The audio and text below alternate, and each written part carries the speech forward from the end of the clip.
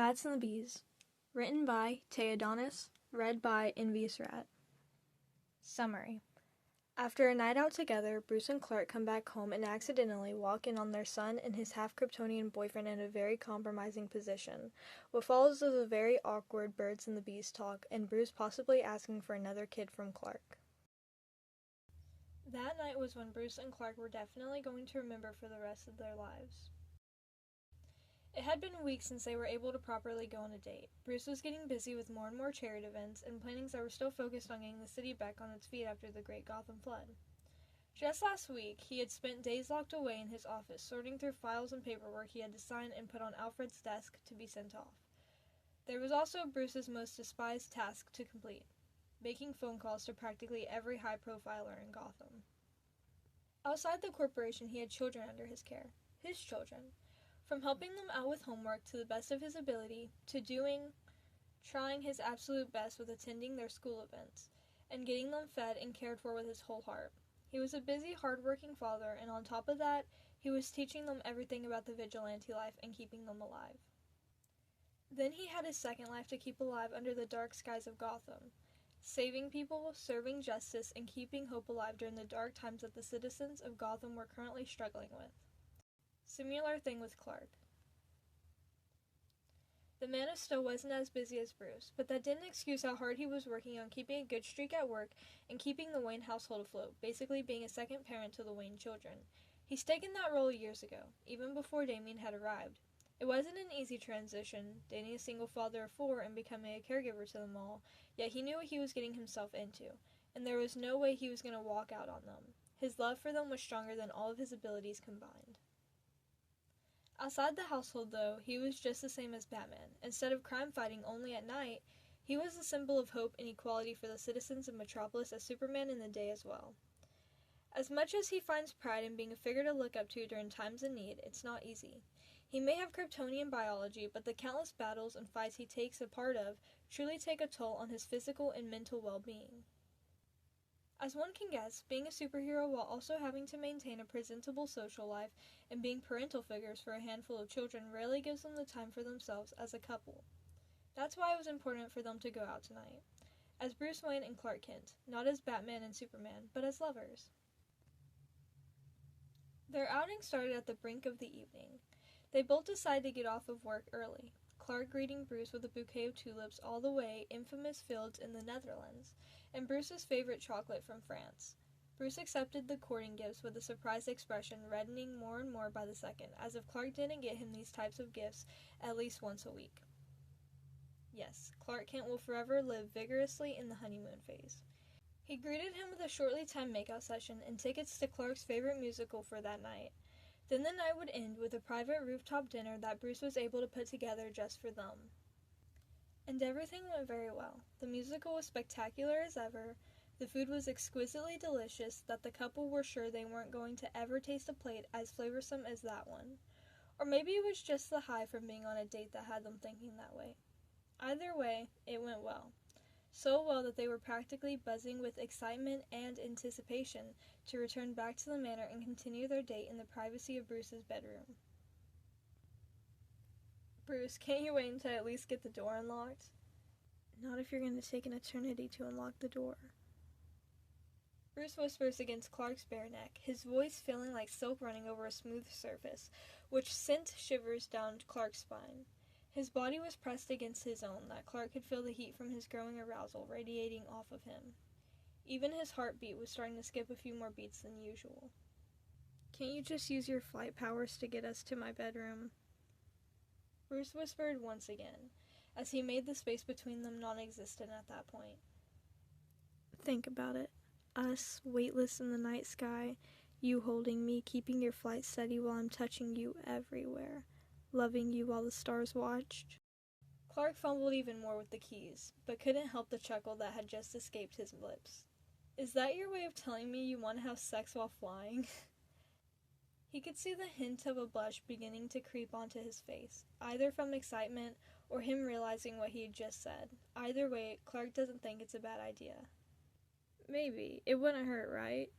Definitely not. Clark reassures him before finally hearing the click of a door unlocking. Maybe next time we go out. And then he heard it. Before the last word could form, before he could tease Bruce about his fantasies, the sound of a quickened heartbeat rang in his ears as he pushed the manor door open just a bit. Clark stiffened, his senses beginning to go AWOL, as if someone pressed the emergency button within his mind, triggering his fight or flight. At first he was only able to pick up on the quickened heartbeat. What soon followed after is what changed his demeanor completely. The color of his face faded, his own heartbeat going into a hurried pace instead of a steady one. Worry rushed through his whole body, taking over his senses. The sound of a muffled groan followed, paired with the short, rigid breaths. Could someone be hurt? Bruce noticed the shift right away, his expression changing just the same as well, replaced with the serious one. "What is it, Clark?" he questions, his eyebrows knit together, his spine straightening as if expecting danger on the other side of the very door. "Heartbeat, someone is hurt." Clark barely manages to whisper out his answer. Did anyone patrol tonight?" Tim. Bruce's third son. He went out to patrol that night. He had informed Bruce that morning that he was going to patrol with Dick and his boyfriend Wally, since they're visiting Gotham for a few days. Bruce was completely fine with it as long as he stayed safe. At this point, Bruce knew he would be safe, considering it's Tim, but he still insisted that Dick and Wally would make sure to bring him back to the manor at the end of their patrol. It was the late hours of the night. Tim would be doing exactly what he said he would be doing. Yet, there's no way that Tim, his child, could have gotten hurt on patrol. He knows that getting hurt while on patrol is bound to happen. There's no running from it. But the mere idea that one of his children had gotten hurt without him there to aid them made his stomach churn in an excruciating manner.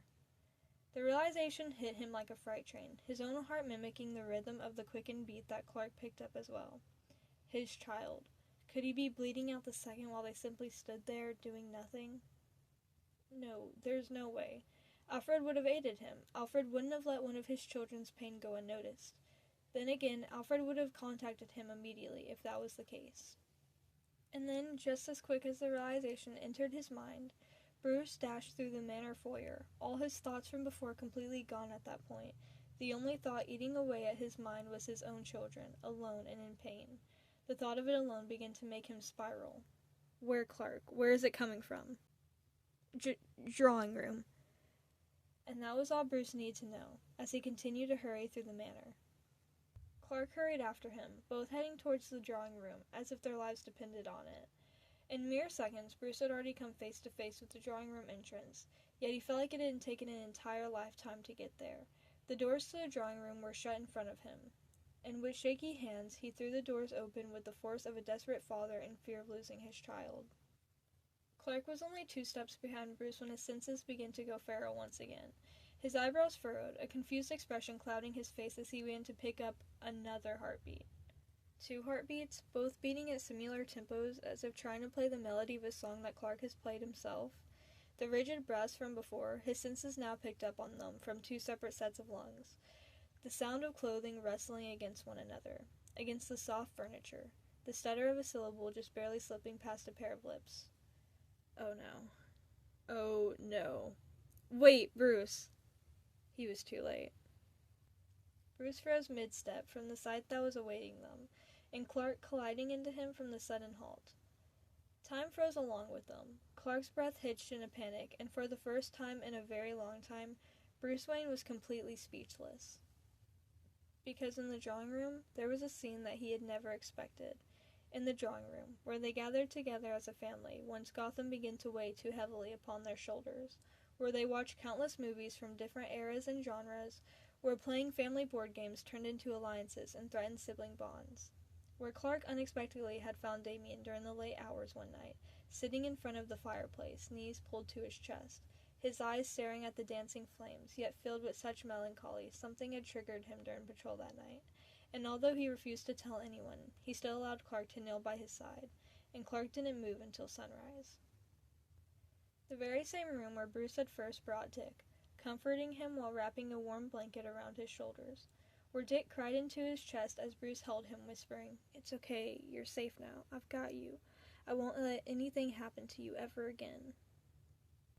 The drawing room was sacred to them, to the entire family, but tonight, that same room gave Bruce the biggest whiplash he has ever experienced. There, on one of the couches of the drawing room, Tim laid half-sprawled, hair disheveled, as if fingers had run through it. His cheeks were noticeably flushed, a deep, furious red, a pillow placed under his lower back, as if... Bruce gulped, too shocked to look away, yet too afraid to keep looking, because his son wasn't the only one in that state. On top of Tim, Khan's knees were on either side of his son's thighs, as if pinning him down, one hand on Tim's shoulder, the other stopping midway from unbuttoning his jeans. His mouth hung open, eyes widening with such horror that Bruce has never seen in the eyes of those he's went against out on the streets of Gotham. The reason for the rapid breathing and soft groans overlapping the pounding heartbeats that Clark had mistaken for pain was right there, in front of their faces, something they would have never expected. Mr. Wayne? Dad! Tim shrieked in embarrassment after. He yanked the nearest pillow over his bare chest like a shield, hoping that it was enough to cover his exposed chest. Bruce stared unblinking, his fists tightening at his sides. Get off of my son. And Khan did as he was told. He scrambled off of Tim, yanking his shirt down to cover his exposed torso. The movement was so fast that he forgot to control his powers, resulting in him bumping into the side table beside the armchair, practically launching the piece of furniture across the drawing room. It came crashing against a bookcase, the sound of ricocheting throughout the room. A handful of books came tumbling onto the floor along with some antiques, making it the perfect cherry on top for this disaster. Rao, Con-El! Clark gasped, his eyes wide from the scene that had just unfolded before him. Were you gonna use your TTK on him while— No! Con exclaimed, his hands coming up in defense. He wasn't— Tim came to his defense immediately. We weren't doing anything. But the sight of him shirtless in the current state he was in said otherwise. Bruce inhaled and then exhaled. He repeated the process not once, not twice, but a third time. Then explain, he whispers, very dangerously low. Anyone could have mistaken it for the Batman's demanding voice instead of Bruce's. Both refused to speak, either in shock or in fear, but Bruce wasn't going to take silence for an answer. Now. Although he didn't raise his voice, it still sounded on edge, coming close to a growl. Dad, Tim tries to speak up first, but immediately got shut down. No, not from you. I want to hear it from him. Bruce mentions over to Khan, who's practically shaking in his spot. We were just talking. On top of him? Bruce barked with such a force that Clark's hand came up to rest on his upper arm, stopping him from stepping closer. Okay, darling, let's take a breather. Before Clark could finish, Bruce's head whipped towards him, looking as if any second now he could go into cardiac arrest. A breather? Clark, Con-El had my son pinned beneath him like a rabid animal. Clark winced at his words, shrugging him like cold water to the face. He's not a rabid animal, Tim cuts in, defending Con for the second time. The pillow was still clutched against his chest, but his breathing was beginning to even out as he sat up straighter now. A strange noise between a scoff and a chuckle escapes from Bruce's throat. He turns his attention back to his son, his eyes sharp, in the same way that has made criminals falter from it. You're not allowed to defend him, Timothy. Look at you. Bruce gestures to the state his son is in. You're a teenager. I'm 18! I'm a legal adult. Still a teenager. I'm allowed to do anything any legal adult can do. Hell, I fight on rooftops, I patrol and fight criminals twice my size. I practically do your job. My job? Bruce snaps back at him. Timothy, this is completely different from being a vigilante. This is more than... More than what, Bruce? More than my teenage son being treated like something disposable. Like you're just another thrill or someone who can be touched without consequences. The room goes dead silent after his outburst, an awkward tension simmering around them, so thick that breathing felt like it would make it worse. He can see the way Tim looks away from him, an annoyed expression written all over his face. Bruce's clenched fists that went unnoticed were now slightly trembling. If it weren't for Clark putting his hand onto his upper arm to ground him, Bruce would have stormed out, pushed all his feelings aside, and ignored the whole situation completely. But that's not what he does anymore. This Bruce doesn't run away from obstacles in his way, especially ones revolving around his children. He doesn't run away from any type of feelings anymore, not like the old Bruce, like the one that tortured those around him every time he ran. Instead, he stayed in the same spot. He inhaled so deeply that the coldness of the air stung his nostrils. His gaze moves between them. Tim won't look at him, avoiding his eye contact, and Con, on the other hand, is too afraid to make any sort of movement.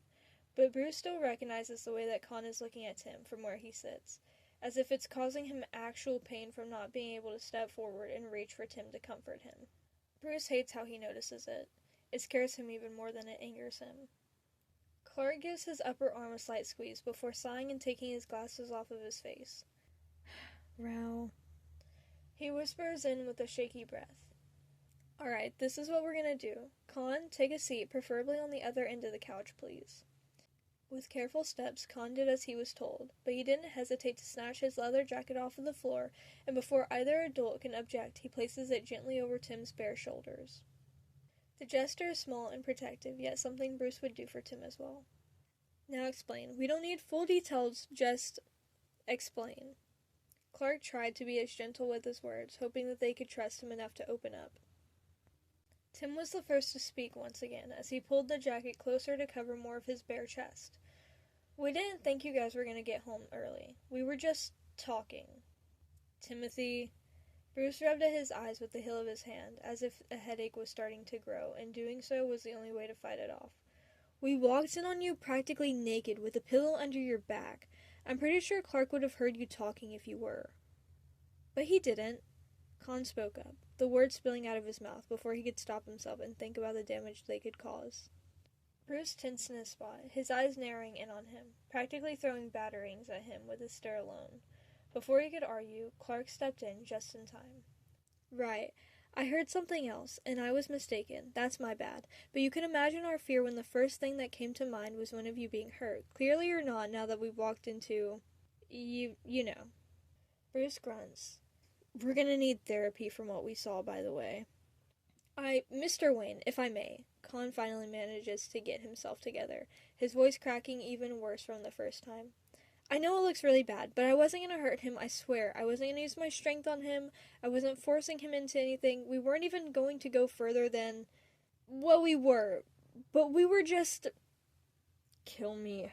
Just kill me already. Tim hides his face in his hands from the sheer embarrassment. He begs to whomever is listening up above to take him already, or to drop him into the Lazarus pit. Whichever is fine, as long as he's safe from this type of embarrassment that could possibly keep him up for countless nights in the following weeks. You were what? Just cuddling? You expect me to believe that? Neither dared to answer the question. Bruce, they're just teenagers. Don't defend them, Clark! Bruce exclaims, glaring at him, just the same as the two boys on his couch. Oh, come on. You were once a teenager with raging hormones. You're being too hard on them. Bruce stared at him like he'd just spoken Kryptonian at him. What? I'm just saying, Bruce. With that, Bruce huffed, sounding more annoyed than when he has to attend a gala. Clark sighs before turning back to the couple on the sofa. So I assume this means that you're together? Both nod at his answer, still afraid to verbally speak. Has this been going on for a while? Tim and Con glance at each other, communicating with their looks alone. Tim clears his throat. For about 6 months. 6 months? Bruce exclaims, the answer hitting him like a slap in the face. You've kept this from us for 6 months? I had to, and you're providing exactly why right now. You get in these moods. Moods? Yeah, moods. You get all protective and treat me like I'm still 12, Tim says, his voice carrying a hint of frustration. I do not. You kinda do, sweetheart. Clark winces, knowing that his words are definitely going to cause more harm than good. Clark, I swear to God. Bruce sighs. Okay, fine. Maybe I get into these moods, but that's because you still are a kid. I'm a legal adult. You're still my kid, Bruce says firmly without missing a beat. Whether you're 18 or 25 or 50, Bruce. Clark's soft voice cuts him off before he could even start. Bruce sighs for the 100th time. He shuts his mouth, his jaw tightening. He tries so hard to keep a steady composure, tries so hard to not get emotional, but he feels like he's going to snap at any point. Clark turns back to the couple and continues. And you two have been safe? Yes, Clark, not many people know. No, I meant... Clark runs a hand over his face in discomfort. Being safe in the context of, you know... His eyes darted between the two teenagers, hoping. No begging. that they were picking up on what he was trying to get across without having to actually say it. But the couple looked hopeless as they simply stared back up at Clark with a blank expression. "Oh God," Bruce heavily sighs next to him, his hand coming up to his face as well. "Clark is trying to give you guys the birds and the bees talk." With the mention of that, both teenagers perk up. Tim makes a strangled noise as he goes back into hiding his reddened face in his hand. Khan's face is the same color as Superman's trunks at that point, and his leg begins to bounce from nerves. Clark, looking even more miserable and uncomfortable than when he first walked into the drawing room doors, clears his throat. "I just want to make sure the two of you are being safe," he says gently. "I just want to make sure the two of you are being safe," he says gently. "Because, well, you know, when two people care about each other, especially if one of them is half Kryptonian, things can become very physical and messy." "Clark," Bruce winces, as if he's the one on the other end receiving this messy and uncomfortable lecture. "Please. I mean, if you helped me out here," Bruce groans. "Are you two practicing safe sex?" The question lands like a punch in the gut. "Yes," Tim says firmly, but still mortified with the topic of the conversation. He was not expecting to talk about his sex life with his guardians that night. "We practice safe sex, we communicate, we set boundaries.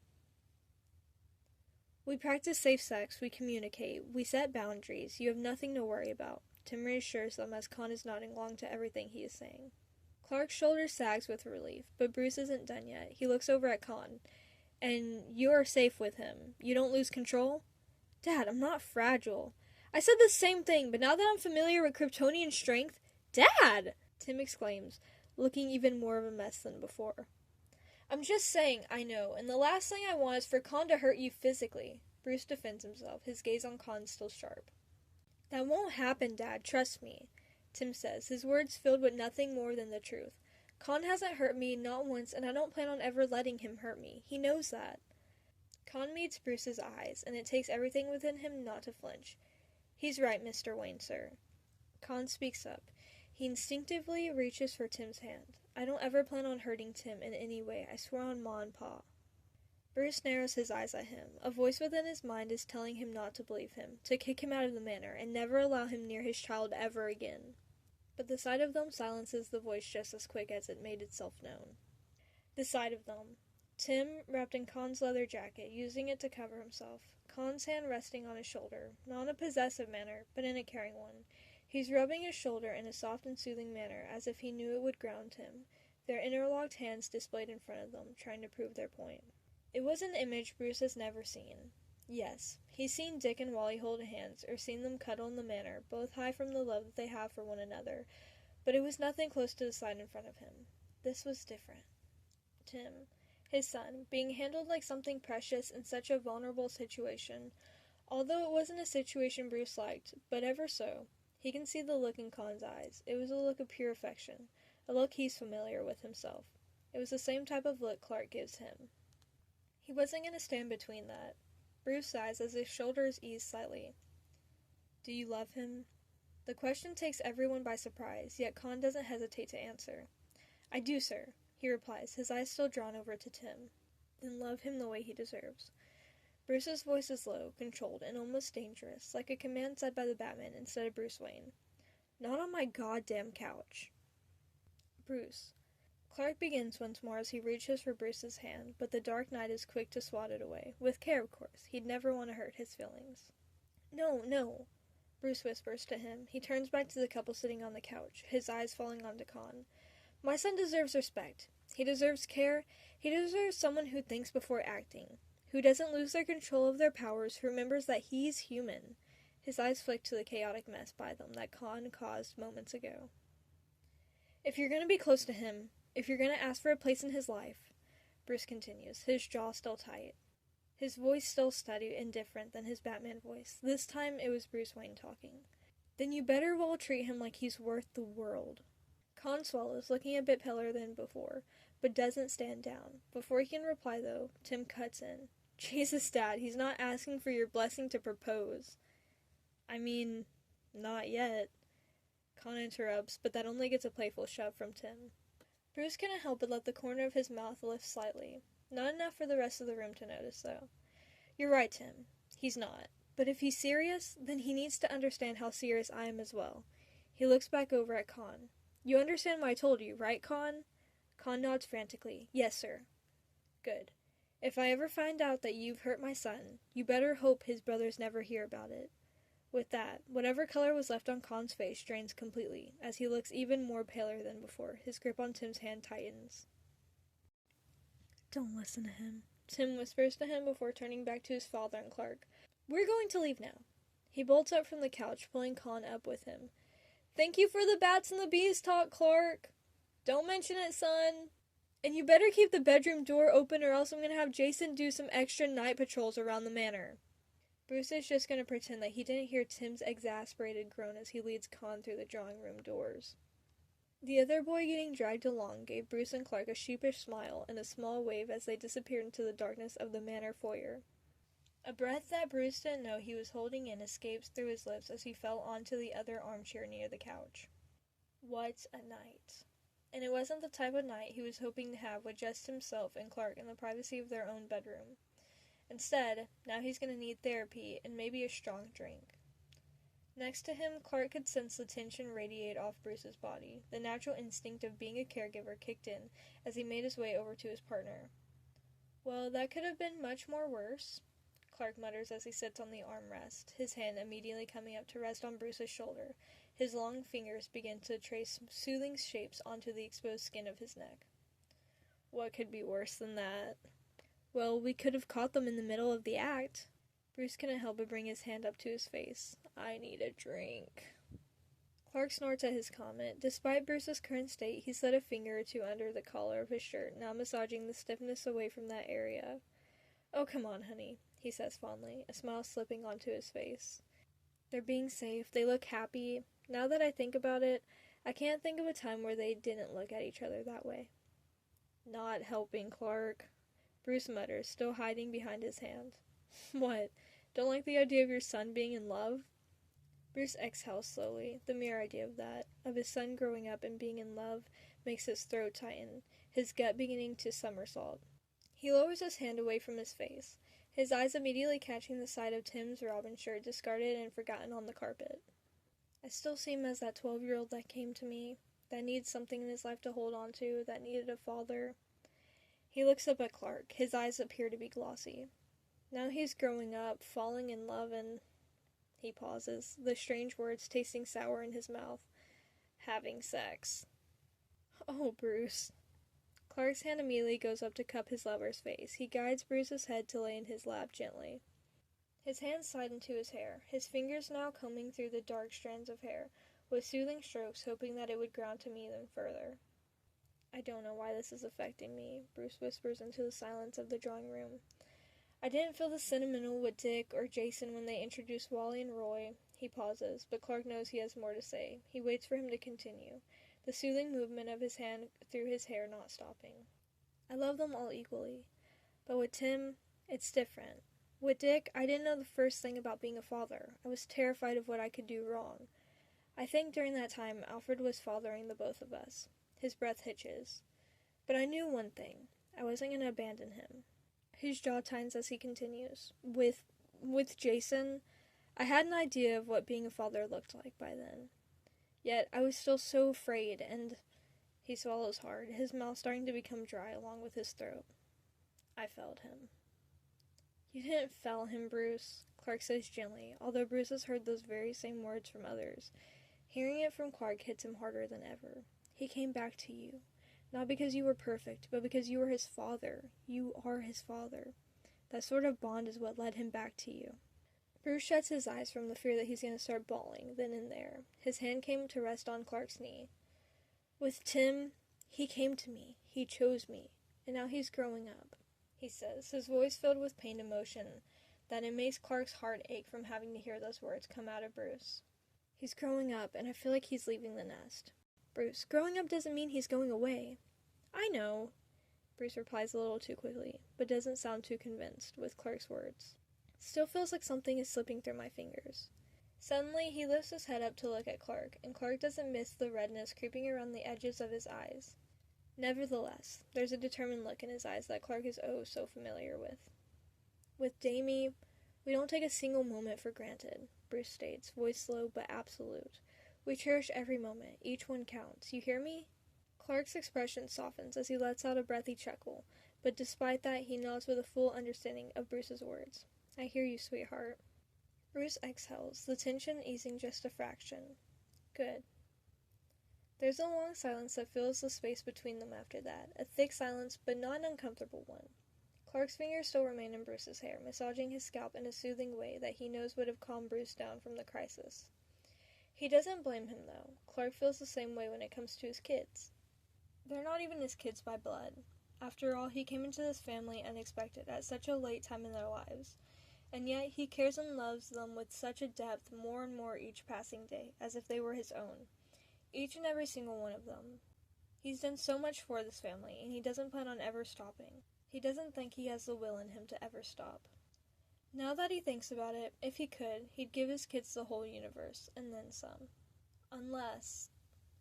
The low sound of Bruce's voice breaks through the short silence that settled between them. Clark stills for just a second. You want to have another?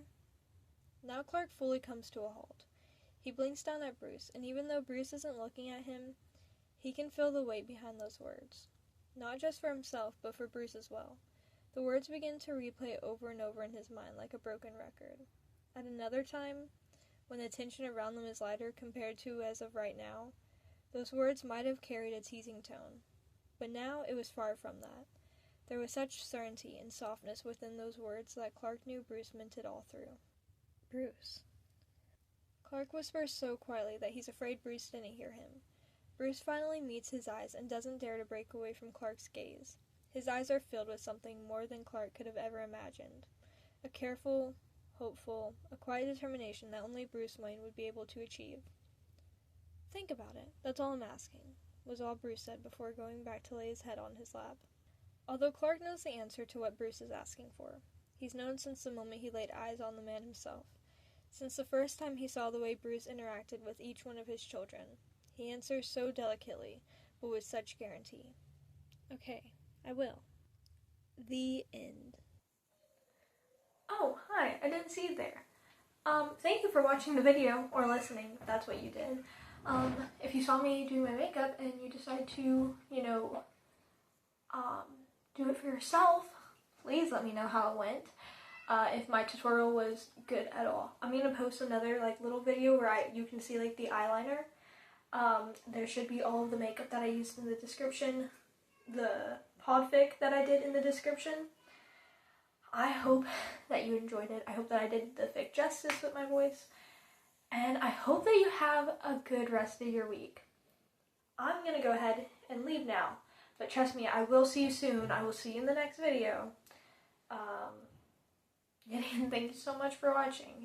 Spread a little bit of love, Alright, love you. Goodbye.